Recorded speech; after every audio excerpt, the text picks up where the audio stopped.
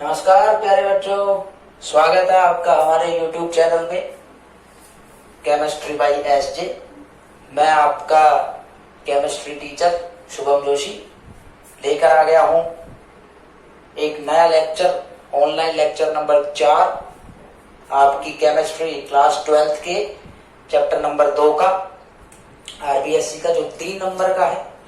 और आज हम अपने टॉपिक को आगे बढ़ाएंगे, जो कि क्या चल रहा है, अपने अणु संख्या गुणधर्म चल रहे हैं भाई। 3 लेक्चर इसके हमने कंप्लीट कर लिए हैं। 3 गुणधर्मों को हमने इसमें कवर कर लिया है अणु संख्या गुणधर्म के।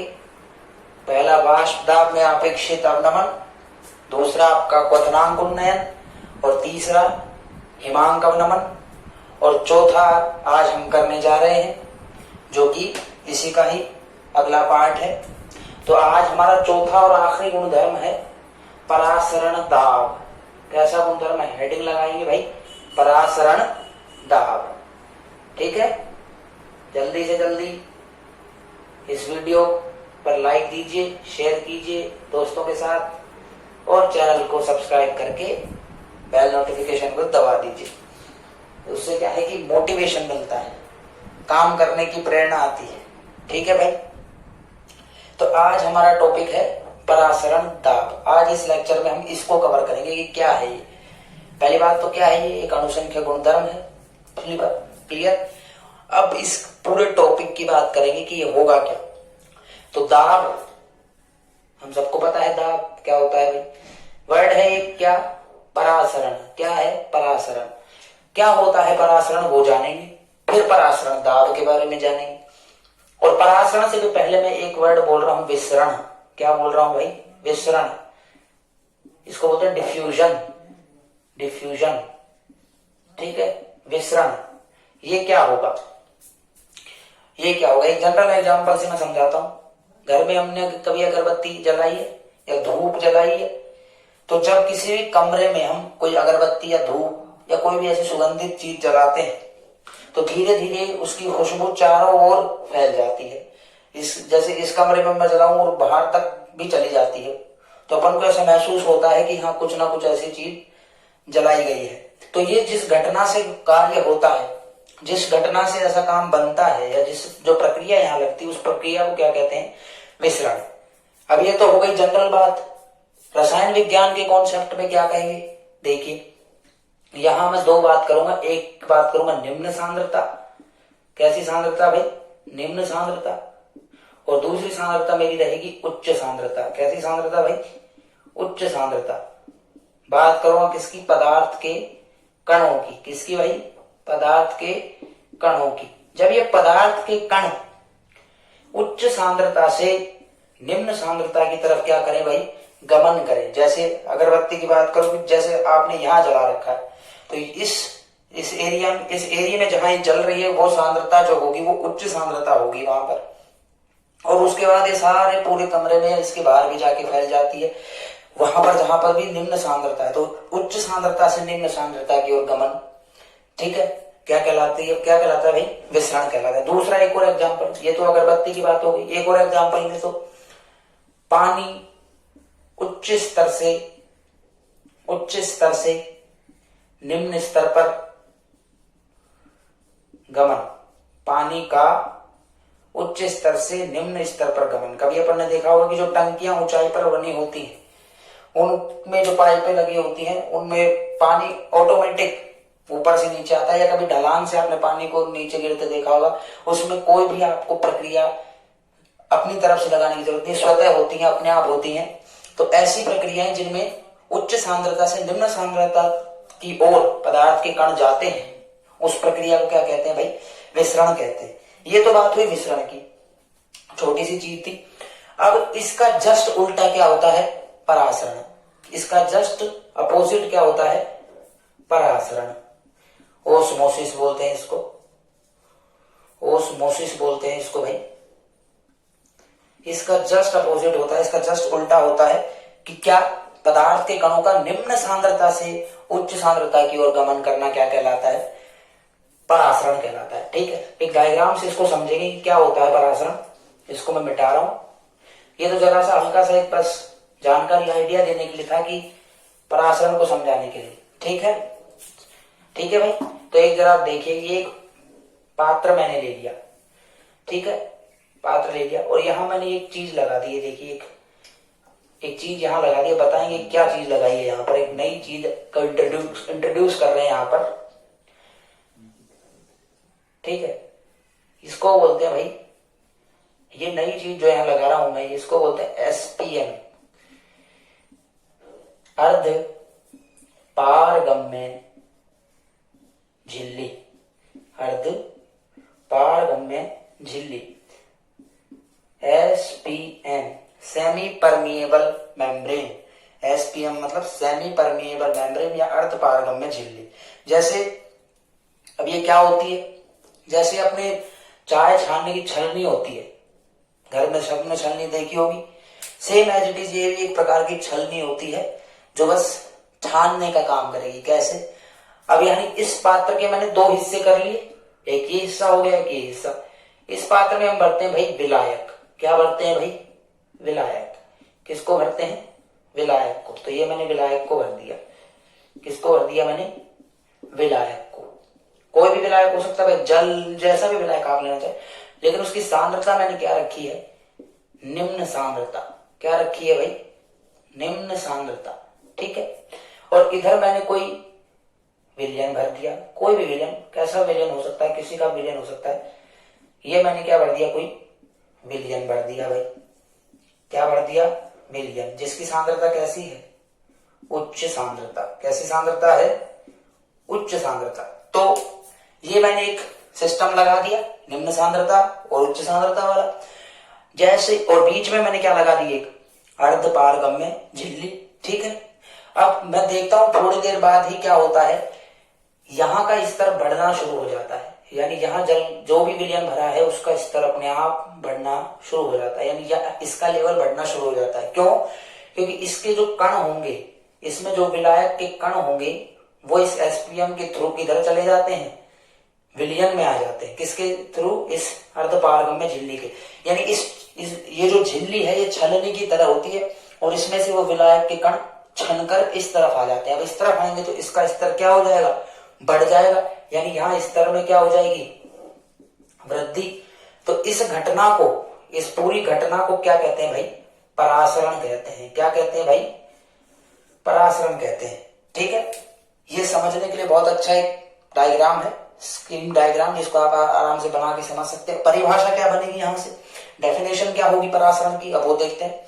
ठीक है, तो ये डायग्राम और डेफिनेशन होगी कि जब विलायक के कण, जब विलायक के कण एसपीएम के द्वारा या अर्धपारगम्य झिल्ली के द्वारा निम्न सांद्रता से कहां गमन कर रहे हैं? उच्च सांद्रता की तरफ। निम्न सांद्रता से कहां चले जाएं? उच्च सांद्रता की तरफ। ठीक है, या निम्न सांद्रता वाला विलायक उच्च सांद्रता वाले विलयन में अर्धपारगम्य झिल्ली के द्वारा अगर गति करे तो ये घटना क्या कहलाएगी? परासरण दाब कहलाएगी। ठीक है भाई, क्या कहलाएगी? परासरण दाब। तो ये परासरण दाब की प्रक्रिया को समझाता हुआ एक चित्र है, एक आरेख है, जिसको आप समझ सकते हैं, बना सकते हैं अपनी कॉपी में। इसको पोज करके आप बना सकते हैं। अब अपन आते हैं परासरण है ये। अब आते हैं परासरण दाब पर। देखिए देखिए भाई, इसको मैं मिटा रहा हूं जरा। सेम ये डायग्राम लेऊंगा वापस, पर इसमें थोड़े चेंज करेंगे बस, और परासरण दाब को समझ लेंगे कि क्या होगा परासरण दाब, क्या होगा परासरण दाब। और भाई बिल्कुल मैं फिर कह रहा हूं कि ये वीडियो आप सोच रहे हैं कि ऑनलाइन है, क्या चल रहा है क्या नहीं, बिल्कुल ऑफलाइन का सिस्टम है। घबराने की कोई जरूरत आपको नहीं है इसमें। जैसे ऑनलाइन कक्षाओं, ऑफलाइन कक्षाओं में अपना माहौल रहता है, वैसा ही यहाँ पर है, कोई इसमें दिक्कत नहीं है। तो आइए अब देखते हैं परासरण दाब को। ठीक है, देखिए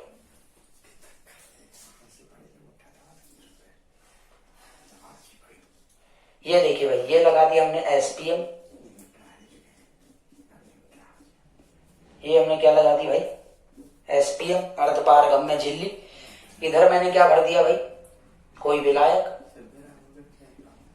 क्या भर दिया भाई? कोई विलायक। ठीक है, ये क्या भर दिया मैंने? विलायक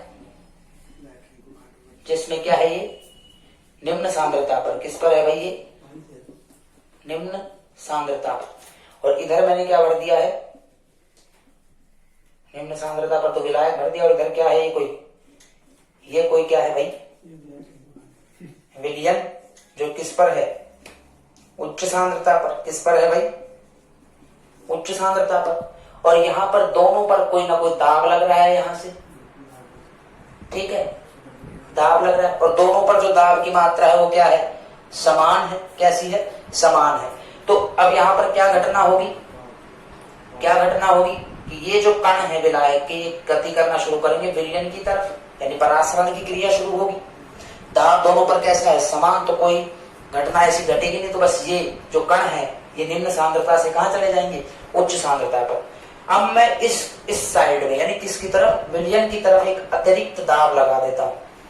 एक अतिरिक्त दाब, यानी इस दाब से थोड़ा सा और ज्यादा दाब इधर लगाएंगे तो क्या होता है, यानी अब ये इस तरह बढ़ रहा है, यहाँ पर इस तरह बढ़ रहा है। तो यह जब दाब आप यहाँ पे दाब लगाएंगे तो ये स्तर बढ़ना रुक जाएगा, यानी कौन सी क्रिया रुक जाएगी, परासरण की क्रिया रुक जाएगी। कौन सा दाब लगाने पर, अतिरिक्त दाब लगाने पर। और ये जो दाब लगाया हमने अतिरिक्त, ये जो दाब लगाया हमने अतिरिक्त, इसको ही क्या कहते हैं, परासरण दाब। पाई से इसको दर्शाते हैं। यानी किसी विलयन पर लगाया गया वह अतिरिक्त दाब जो अर्धपारगम्य झिल्ली या एसपीएम से होने वाली परासरण क्रिया को क्या कर दे, रोक दे। तो ये जो अतिरिक्त दाब होगा इसको क्या, कौन सा दाब कहेंगे भाई, परासरण दाब। ठीक है, यानी इस एसपीएम से होने वाली अभिक्रिया को या जो भी क्रिया लग रही थी उसको अगर ये दाब रोक दे तो ये दाब क्या कहलाएगा, परासरण दाब। ये इसकी परिभाषा हो गई, ये इसका डायग्राम हो गया। पोज करके इसको उतार लें। अब हम इसके डेरिवेशन पर आते हैं।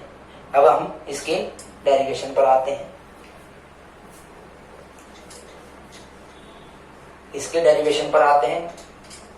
देखिए भाई क्या होगा, देखिए जरा। अब देखिए आगे एक्सपेरिमेंट से या प्रयोगों से ये पता चला, किससे भाई, जो लेबोरेटरी में एक्सपेरिमेंट होते हैं प्रयोगों से पता चला, ये पता चलता है कि परासरण दाब विलयन की सांद्रता एवं तापमान के समानुपाती होता है। अर्थात और इसको भी पाई से रिप्रेजेंट करते हैं। किससे रिप्रेजेंट करते हैं, पाई से, यानी इस परासरण दाब को पाई से दर्शाते हैं। तो ये जो पाई है ये समानुपाती होता है सी और टी के। किसके, जहां सी विलयन की सांद्रता है, सी विलयन की क्या है भाई, सांद्रता है। टी क्या है, विलयन का तापमान है। क्या है भाई, विलयन का तापमान। और पाई अपन को पता है क्या है, परासरण दाब। तो ये यहां से क्लियर हो गई कि भाई प्रयोग से क्या पता चला कि जो परासरण दाब होगा वो विलयन की सांद्रता और उसके तापमान के क्या रहेगा, समानुपात। ठीक है। अब आगे देखते हैं इस डेरिवेशन को। अब कंप्लीट करते हैं, इस व्यंजक को पूरा करते हैं कि ये जो पाई होगा, ये पाई किसके समानुपाती बता दिया हमने, सी टी की। सी और टी क्या है, सी कंसंट्रेशन या सांद्रता है, टी टेम्परेचर है। अब आगे देखिए, समानुपाती हटता है तो कोई स्थिरांक लगता है। तो यहाँ स्थिरांक लगता है भाई आर। क्या लगता है, आर। इसको इक्वेशन फर्स्ट दे देते हैं, समीकरण एक। ये समानुपाती यहाँ हटा, यहाँ एक स्थिरांक आ गया आर। अब यहाँ पर अपन लिख देंगे जहां आर क्या है भाई, इस स्थिरांक को कहते हैं हम गैस स्थिरांक। कैसा स्थिरांक भाई, गैस स्थिरांक। ठीक है, और इसकी वैल्यू फिक्स होती है, इसकी वैल्यू होती है 0.08382 ATM litre kelvin inverse mole inverse. भाई ये मात्रक होता है इस आर का 0.082 ATM litre kelvin inverse mole inverse. या दोबारा और मिल सकती है ये 0.083 bar litre kelvin inverse mole inverse. ये दो इसके मात्रक हैं या दो इसके मान हैं। ये एटीएम में है, ये बार में है। अगर क्वेश्चन में होगा तो ये क्वेश्चन में दिया रहेगा, न्यूमेरिकल्स में आएंगी ये वैल्यूज, तो ये न्यूमेरिकल में मिल जाएगा। ठीक है, तो आर का पता चल गया कि आर समानुपाती हटा आर आया। आर क्या होता है? गैस स्थिरांक, जिसकी ये वैल्यूज होती हैं। अब आगे देखिए भाई, आगे देखिए भाई,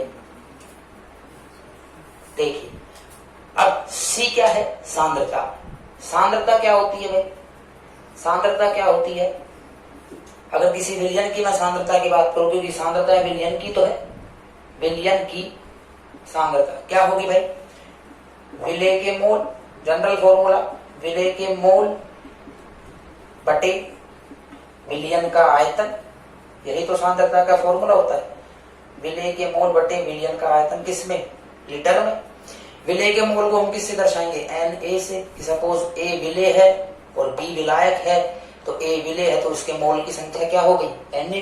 ठीक है, तो ये किसका फॉर्मूला बन गया? यानी C बराबर क्या बन गया? Na बटा V, और किसमें? वो लीटर में। Equation number 2। इस C का मान मैं उठा के यहां रख सकता हूं, C का मान मैं उठा के यहां रख सकता हूं। ठीक है, तो यहां लिख देंगे कि C का मान समीकरण 1 में रखने पर, C का मान समीकरण 1 में रखने पर। ठीक है भाई, क्या बनेगी? देखिए समीकरण 1, पाई बराबर C की जगह NaRT बटा V इंटू V किसमें? लीटर में। ये क्या है? Na। इक्वेशन नंबर आ गई मेरे पास 3। C की वैल्यू रखने के बाद ये इक्वेशन बनी। अब आगे देखिए, इसको उतार लेंगे पॉज करके वीडियो को। अब हम आगे चलते हैं, आगे इस डेरिवेशन को पूरा करते हैं। समीकरण 3 को देखेंगे भाई। समीकरण 3 में एक और चीज निकल सकती है। समीकरण 3 में एक और चीज क्या निकल सकती है? ये मोल की संख्या। यानी हम जानते हैं, क्या जानते हैं भाई? हम जानते हैं कि विलेय के मोल क्या होंगे भाई? विलेय के मोल, या जिसे कहेंगे Na, क्या होगा भाई? विलेय का द्रव्यमान, जिसको अपन किससे कहते हैं? WA से, बटे विलेय का मोलर द्रव्यमान या मोलर मास, जिसे हम किससे रिप्रेजेंट करते हैं? कैपिटल Ma से। ठीक है, तो ये विलेय के मोल आ गए। इस Na की जगह मैं ये रख सकता हूं WA/Ma, यानी इसको इक्वेशन दे देता हूं 4। तो अब यहां से समीकरण 4 से Na का मान समीकरण 3 में रखने पर, देखिए भाई क्या होगा? 4 से मान कहां रखेंगे? समीकरण नंबर 3 में। ठीक है, देखिए तो पाई जो बनेगा वो बन जाएगा WA/RT बटा Ma इंटू V लीटर। ये फॉर्मूला किसका होता है भाई? मोस्ट इंपोर्टेंट फॉर्मूला है ये। किसका होता है भाई? परासरण दाब का। क्या होता है भाई परासरण दाब का फॉर्मूला? पाई बराबर WA/RT Ma into V litre में। अगर विलयन का आयतन आपको लीटर में नहीं दे तो आप पहले बदल लेंगे उसको, लीटर में बदल के फिर सोल्व करेंगे इसको। तो ये यहां से हमको क्लियर हुआ है कि परासरण दाब क्या होता है, कैसे परासरण दाब क्या डेरिवेशन होता है। अब हम इसके कुछ न्यूमेरिकल देखेंगे, परासरण दाब के आधार पर विलयन के प्रकार देखेंगे। तो अभी इसको राइट डाउन करिए पॉज करके। ठीक है, थोड़ी देर में देखते हैं क्या। तो आइए अब परासरण दाब के आधार पर विलयन के प्रकारों को समझते हैं। ठीक है भाई, परासरण दाब के आधार पर विलयन के प्रकार। और फिर ये अपने चारों अनुसंख्यक गुणधर्म समाप्त हो जाएंगे और हम इन सब के न्यूमेरिकल एक साथ करेंगे चारों के। तो एक लेक्चर हम उसका अलग से बना लेंगे। ठीक है, तो आइए देखिए भाई, 3 प्रकार के विलयन बनते हैं। अगर परासरण दाब के आधार पर आप उनको बांट रहे हो विलयनों को, तो 3 प्रकार के विलयन आपको मिलेंगे। पहले मिलेंगे अल्प पराशरी विलयन, अल्प पराशरी विलयन, बहुत भारी हिंदी का वर्ड है, हिंदी माध्यम के छात्रों के लिए है अल्प पराशरी विलयन। ठीक है। दूसरा होता है भाई समपराशरी विलयन, समपराशरी विलयन, समपराशरी विलयन। और तीसरा होता है भाई अति पराशरी विलयन। बहुत छोटी छोटी इनकी परिभाषाएं हैं, तो बस इनको वही समझना है कि होंगे क्या, अति पराशरी विलयन। और फिर अपना ये चैप्टर या माफ कीजिएगा ये जो लेक्चर है ये समाप्त हो जाएगा। तो देखिए सबसे पहले अल्प पराशरी विलयन, कैसे विलयन होंगे भाई, इसकी परिभाषा ध्यान से सुनिए। वे दो या दो से अधिक विलयन, वे दो या दो से अधिक विलयन जिनके परासरण दाब क्या हो, कम हो। कैसे, जैसे मान लीजिए एक विलयन ए रहा, विलयन ए नाम दे दिया मैंने, एक विलयन क्या दे दिया बी, यानी एक का परासरण दाब दूसरे की तुलना में क्या रहे, कम रहे। जैसे बी का परासरण दाब मैंने मान लिया 20 है और ए का मैंने मान लिया 10 है। बने ये एक दूसरे के, मतलब ये विलयन बने समान विलय और विलायक से हैं, लेकिन परासरण दाब में क्या है, इनके अंतर है, एक का 20 है एक का 10 है। एग्जाम्पल के तौर पर समझ रहे हैं। तो ऐसे विलयनों को क्या कहेंगे भाई, अल्प पराशरी विलयन कहेंगे। क्या कहेंगे, अल्प पराशरी विलयन, जिसमें किसी दो या दो से अधिक वे विलयन जिनमें से किसी एक विलयन का परासरण दाब दूसरे की तुलना में क्या रहे, कम रहे, क्या कहलाएंगे भाई, अल्प पराशरी विलयन। आ गया क्लियर, ये इसकी डेफिनेशन होती है। ठीक है। अगला हम देखते हैं भाई समपराशरी विलयन कि क्या होगा समपराशरी विलयन। वो मैं मान लेता हूं कोई एग्जांपल कि दो विलयन है, एक विलयन ए है और एक विलयन का नाम मैंने दे दिया बी है। तो अगर इन दोनों विलयनों का परासरण दाब क्या रहे भाई, सम मतलब समान, क्या आ गया, समान। तो अगर इन दोनों विलयनों का परासरण दाब क्या रहे, इक्वल रहे, समान रहे, तो ये जो परासरण दाब या ऐसा जो विलयन बनेंगे, इन विलयनों को क्या कहेंगे, समपराशरी विलयन। यानी वे दो या दो से अधिक विलयन जिनके परासरण दाब क्या रहे भाई, समान रहे, इक्वल, एग्जैक्ट। जैसे अगर इसका 10 है तो इसका भी क्या रहे, 10 रहे। तो ऐसा विलयन या ऐसे विलयन क्या कहलाएंगे, समपराशरी विलयन। अगला है अति पराशरी विलयन, बहुत इजी। अगर ये आ गया होगा तो ये भी आराम से कह देंगे कि सपोज वही कोई दो विलयन है, एक ए और एक बी।